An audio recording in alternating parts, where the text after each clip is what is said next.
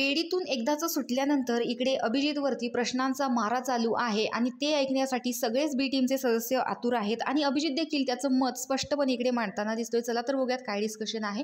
तर इथे हे तिघेजण बसलेले असतात आणि धनंजय वगैरे बोलत असतात की अनपेक्षित आहे, म्हणजे ज्या व्यक्तींसोबत आपण उठबस केलीच नाही त्या व्यक्तींसोबत आपल्याला बेडीमध्ये राहावं लागलं, हेच खूप अनपेक्षित घडलेलं आहे।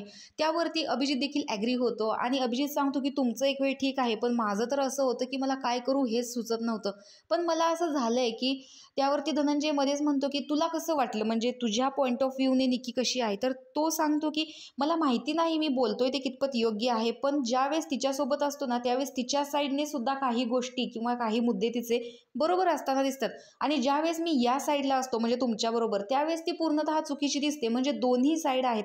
त्यावरती धनंजय देखील सांगतो की हां तसं दिसू शकतं, म्हणजे प्रत्येक वेळेस मी बेडीमध्ये असताना जे काही माझ्यावरती सगळेजण असे चढून येत होता, म्हणजे ते खूपच भयानक आहे, म्हणजे तिच्यासोबत मी आहे म्हणून तुम्ही ज्या पद्धतीने वागला ते खूप चुकीचं होतं।